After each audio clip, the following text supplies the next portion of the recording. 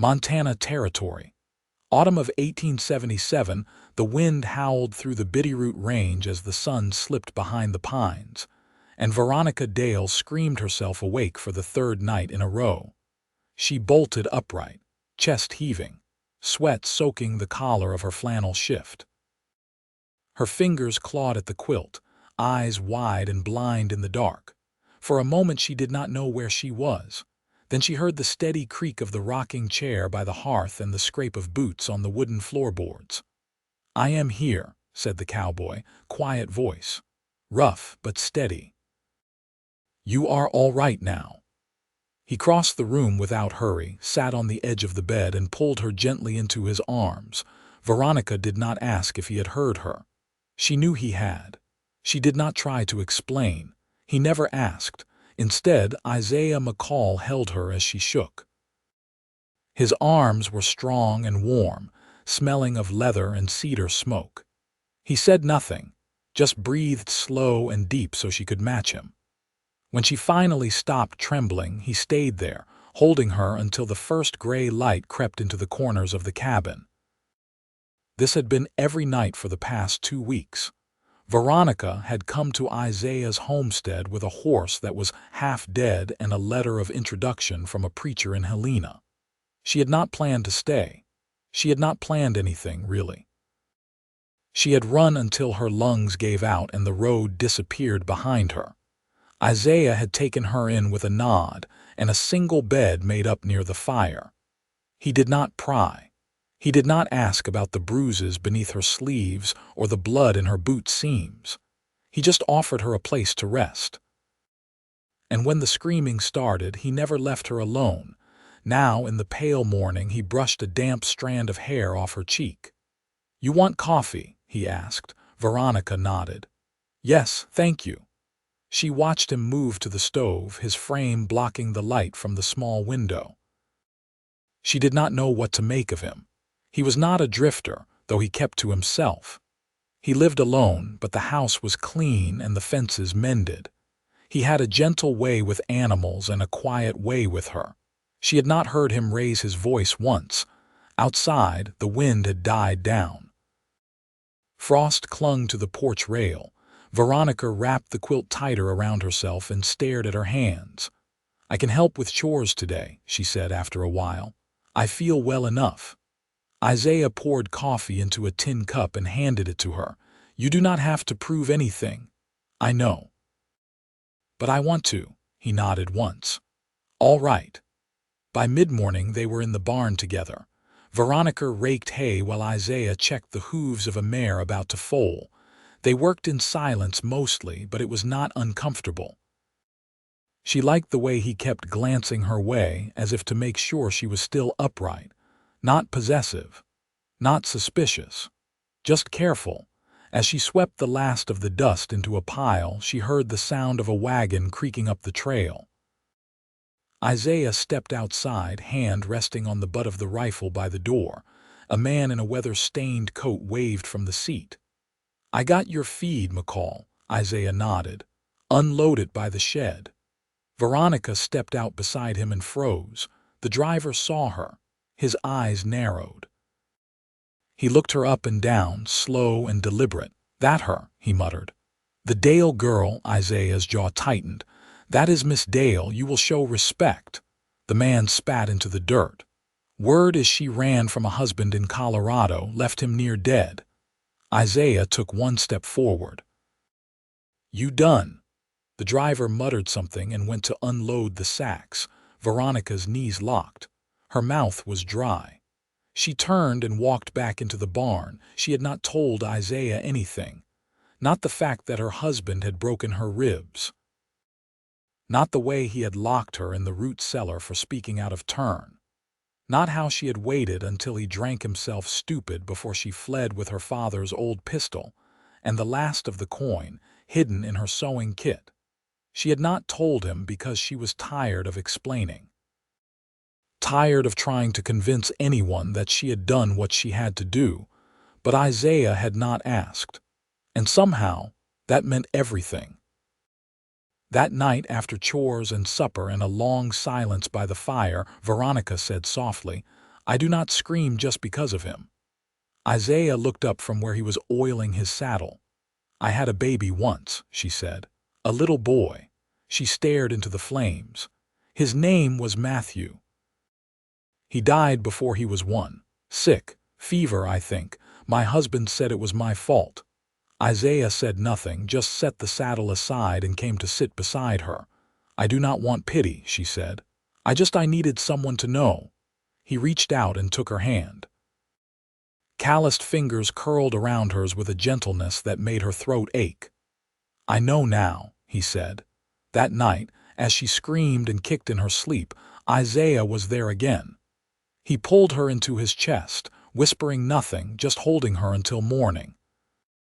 By the end of the week, Veronica had stopped flinching when he touched her arm or stood too close. She moved through the cabin with more ease now, helping with meals, mending shirts, hauling water.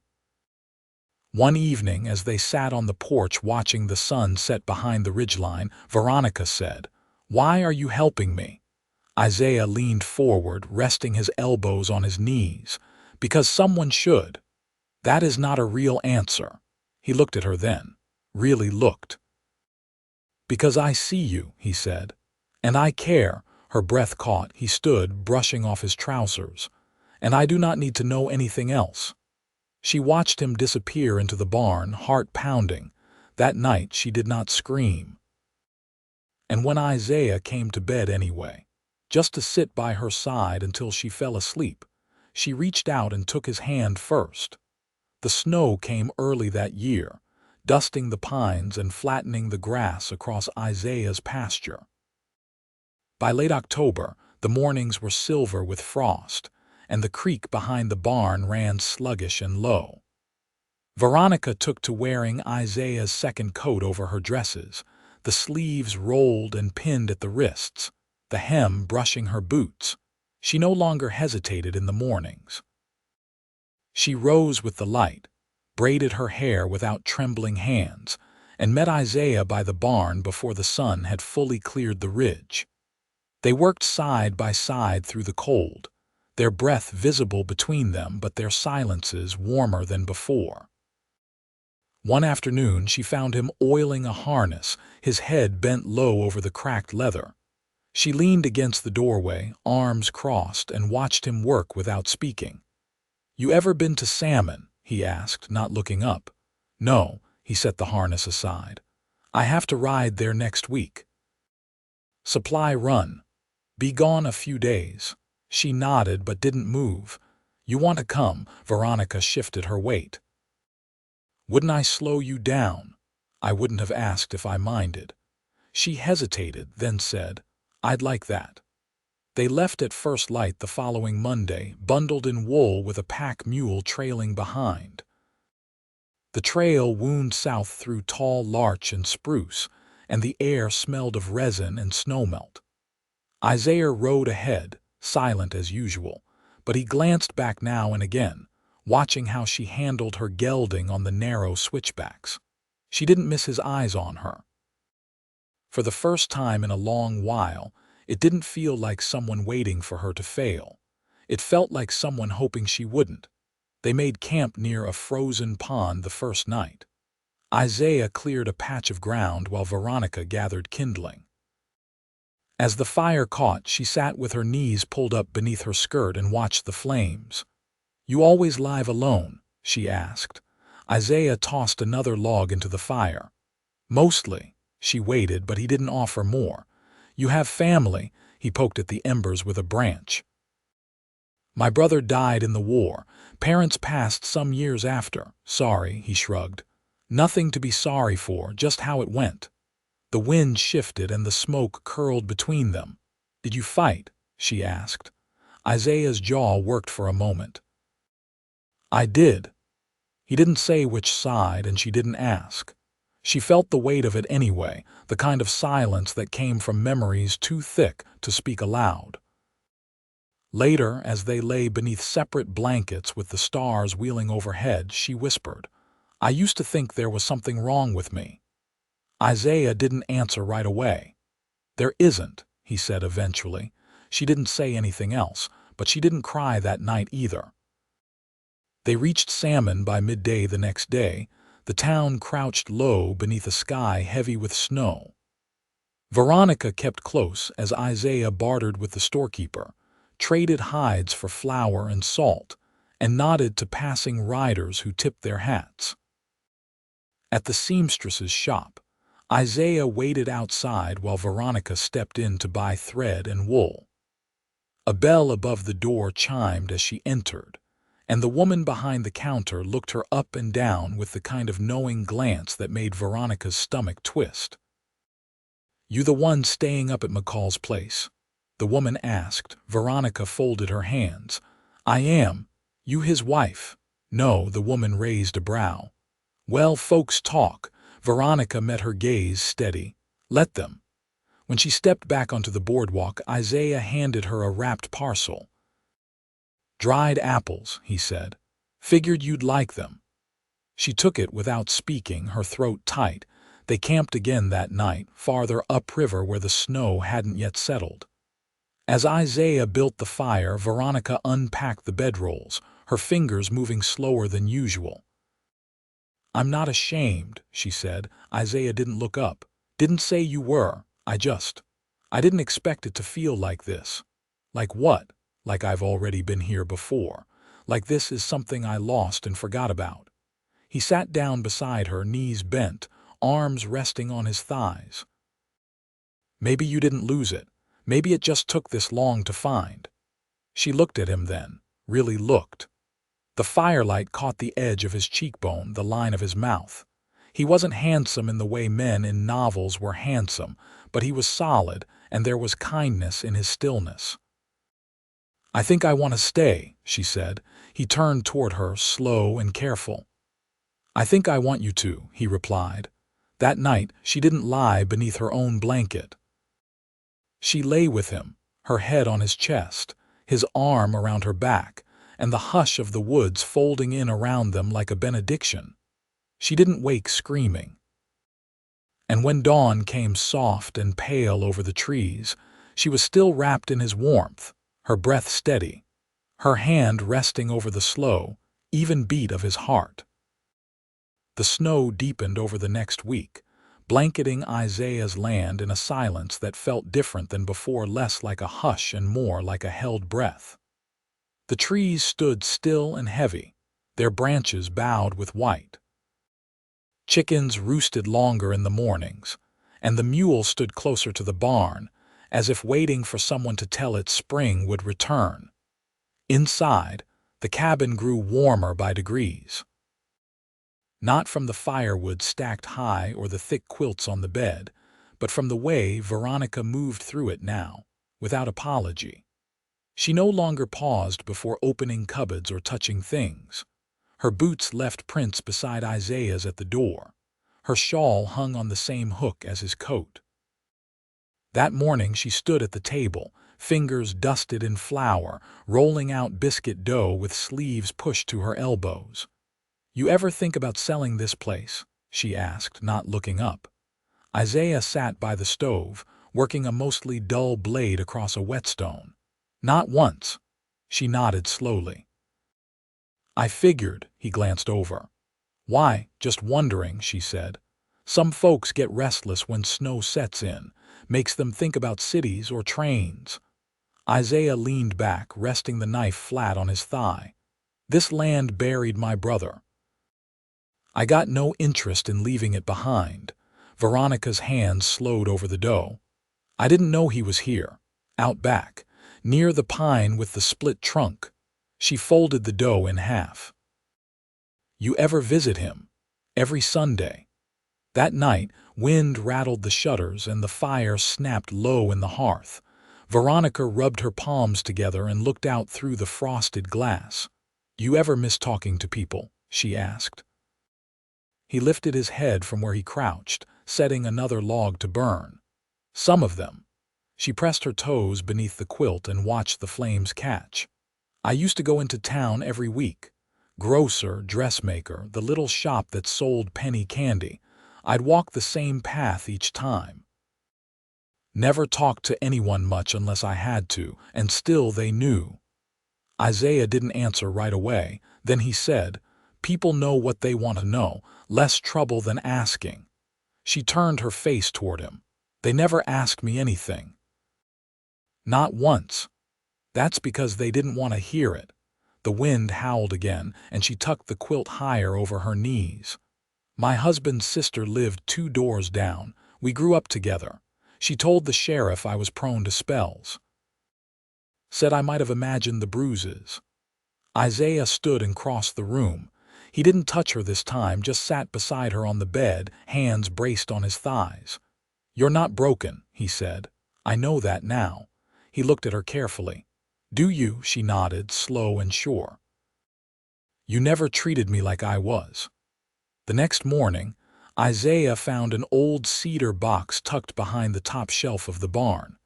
He brought it down, brushing off dust and pine needles, and opened it at the kitchen table. Inside were scraps of muslin, a needle case, and a stack of letters tied with wax twine. "Belonged to my mother," he said, laying it out.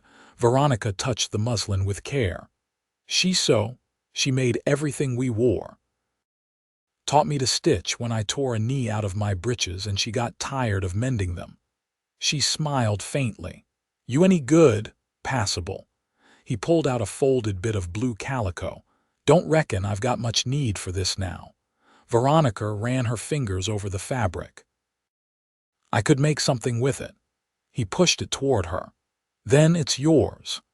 Later that week, she sat piecing the fabric into a new apron while Isaiah built a new pen for the chickens before deeper snow came.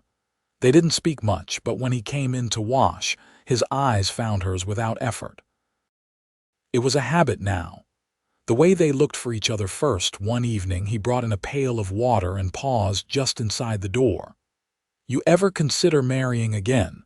The question landed quiet and strange between them, not sharp, just unexpected. Veronica set aside her mending.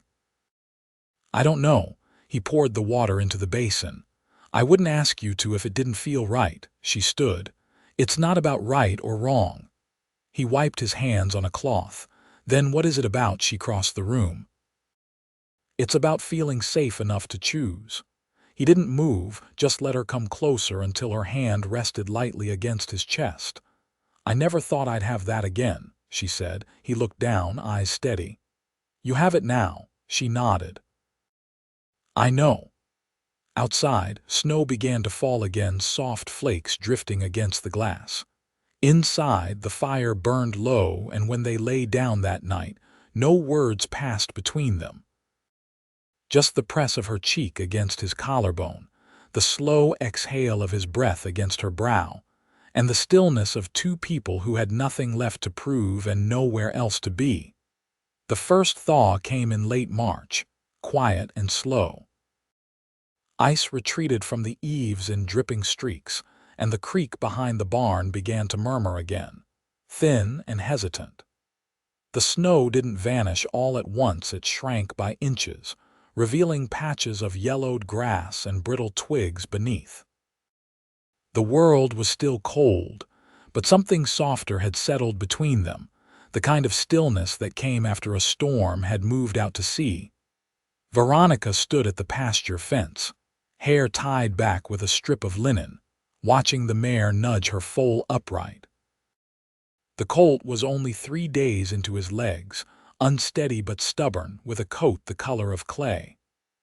Isaiah leaned on the post beside her, his coat unfastened, letting the sun warm his collarbone. "She's a good mother," Veronica said, brushing a splinter from the rail. "She's better now than she was last time," Isaiah replied, kicked her first clean across the pen. Veronica turned slightly, surprised.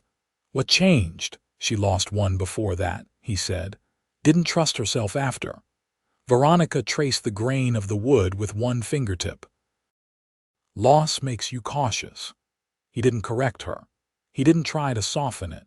Just let the truth sit where it landed. Inside the cabin that evening, she set the kettle on the stove and reached for the ledger Isaiah kept on the shelf above the grain sacks. The pages were smudged with charcoal, his handwriting slow and exact. She flipped to an empty page. "You mind if I write something down?" she asked. He looked up from stitching a patch on the work trousers she'd torn 2 days back. "It's your home, too." She didn't respond right away. Then she pulled a chair closer to the fire and dipped the pencil. "I used to write before," she said. "Just little things, lists, pieces of days I didn't want to forget." He folded the mended cloth once, then again, and set it aside. "You could start again." "I want to." She tapped the pencil once against the ledger. "I just don't know how to begin when there isn't anything to run from anymore." He stirred the coals gently, then said, "Maybe you begin by writing what you want to keep."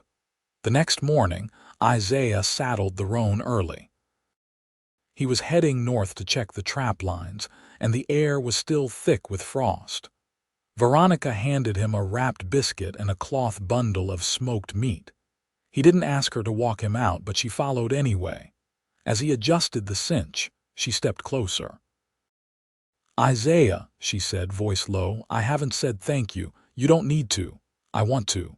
He met her eyes, the brim of his hat shadowing his face. "All right. For staying, for never asking." He rested a hand on her shoulder. "You didn't need to explain for me to see you." She nodded, her throat tight. "Come back before dark." "I always do." That night she didn't sleep, not from fear, just from waiting. She kept her shawl wrapped tight and sat near the fire, eyes on the door. When his boots finally touched the porch, she was already standing. He stepped inside, brushing snow from his shoulders. "Nothing caught but a pine marten and a boot full of creek water," he said. She reached for his coat, helping him shrug it off. "You're soaked." He wrung out the cuff. "Slipped on the bank near Miller's Bluff." "Sit," she said, guiding him toward the hearth. "I'll get a basin." When she returned, he'd unlaced his boots and rolled up his trousers. She knelt beside him, dipping a cloth into warm water and pressing it gently to the raw skin above his ankle. "You ever think about planting here?" she asked, not looking up. "I tried 1 year. Beans and squash mostly. Didn't take." "Maybe this year's different," he nodded. "Maybe with help." She reached for the towel and wrapped his foot carefully. "I'd like that." Later, he lay back on the bed, one arm behind his head, the other resting across his stomach. Veronica folded the extra blanket at his feet and stood by the edge, unsure. He looked up at her. "You all right? I don't wake up screaming anymore." "No," he said. "You don't?" She moved then, slow, and sat beside him. The room smelled like damp wool and wood smoke. She touched the edge of his sleeve. "I used to think quiet meant something was waiting to go wrong." He turned toward her. "And now it feels like something I get to keep." He reached up and brushed a thumb across her temple. "You do." She leaned down, and when her forehead touched his, neither of them moved. They stayed like that, eyes closed, until the last log broke in the hearth, and the cabin filled with the hush of a world still holding its breath, waiting for spring to finish what it had started. The sky opened slowly over the valley, and by early May the pasture grass stood knee-high and thick with new green. Veronica knelt among the rows of newly turned soil, her hands deep in the cool earth. Her fingernails were rimmed with dirt, her sleeves rolled well past her elbows, and her apron dusted with pollen from the bloomed apple trees near the fence line. Across from her, Isaiah drove a stake into the ground beside the sprouting corn, steady and silent, the way he always worked. "You ever think about building another room?" she asked, tying twine to the stake. He shifted his grip on the mallet.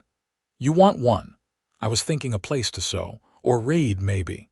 She glanced up, squinting against the sun. "Somewhere with a window that faces east." Isaiah studied the horizon a long moment before answering. "We could frame one off the back wall. I've got enough planks milled. Might need new hinges." Veronica nodded once and returned to tying off the row. "Then let's do it." By the following week, the first sparrows nested under the cabin eaves, and Isaiah had cleared a patch by the rear wall. Veronica watched him measure the foundation with a length of twine, his movements precise, his eyes narrowed in concentration. "You learned this from your father?" she asked, handing him the level. "No, from an old rancher out near Fort Benton, paid me in stew and fence wire." He paused and looked at her. "I was 19, thought I knew everything." She smiled, brushing sawdust from the hem of her skirt. "Did you?" "Not a damn thing," he said, and the corner of his mouth lifted. That night after supper, Veronica dragged a crate out to the porch and sat with a folded piece of paper on her lap.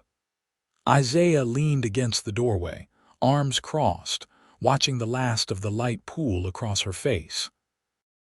"You writing again?" he asked. She nodded. "I've started keeping a record, not just weather and planting, things that matter." He stepped down onto the porch and sat beside her on the crate's edge, close enough that their knees touched. "What matters? That the foals got a crooked blaze. That the hens stopped laying for 4 days after that hawk came through. That you laugh more now." She looked over. "Even if it's the quiet kind." Isaiah didn't answer right away. Instead, he reached for her hand and laced his fingers through hers. "I never thought I'd have this," he said. "Not again. Not steady." She leaned against his shoulder. "Neither did I." Summer rolled in slow and warm. The garden took root. Veronica hemmed curtains for the new room, and Isaiah built a shelf for her books from pine planks he sanded smooth with his own hands. Every evening they ate on the porch, watching the light shift across the pasture. There was no rush in them, no need to fill the spaces between words. The days were full enough. One Sunday, as they walked the edge of the creek, Isaiah stopped beside the split-trunk pine and knelt in the clover. He cleared a few fallen needles from a flat stone sunk into the dirt, and Veronica stood quiet, hat in hand, the breeze lifting her braid. "He would have liked you," Isaiah said, brushing his thumb along the engraved name. She crouched beside him. "You think so?" "I know so." He looked over. "He'd have told me not to wait so long." Veronica reached for his hand. "Then maybe we shouldn't." Isaiah turned toward her fully, his face open in a way she hadn't seen before, not softened by time or caution, but unguarded. "You sure?" he asked. "I've never been more." They married on a warm Thursday in July, beneath the cottonwoods behind the cabin. No preacher, no guests, just Isaiah's hand around hers and the wind threading through the grass. He carved 2 rings from a silver coin he'd kept since the war, and when he slipped hers onto her finger, she closed her eyes and breathed deep, as if the moment itself stitched something whole inside her. That night they lay beneath a sky thick with stars, the window beside their bed cracked open to let in the scent of the pines. Veronica curled against him, her hand resting over his heart. "You miss anything from before?" she asked. "No," he said. "Everything I need's right here." She smiled against his chest. "Good, because I'm not going anywhere." They lived quiet and long, building the years slowly. Isaiah taught her how to set fence posts without bowing the wire. She taught him how to mend a seam so the thread held through frost and sweat. They planted saplings behind the barn, apple, plum, and 1 stubborn pear, and watched them stretch toward each new season. And when the first frost came again, they were ready for it, hand in hand by the fire, the room full of warmth, the house full of peace.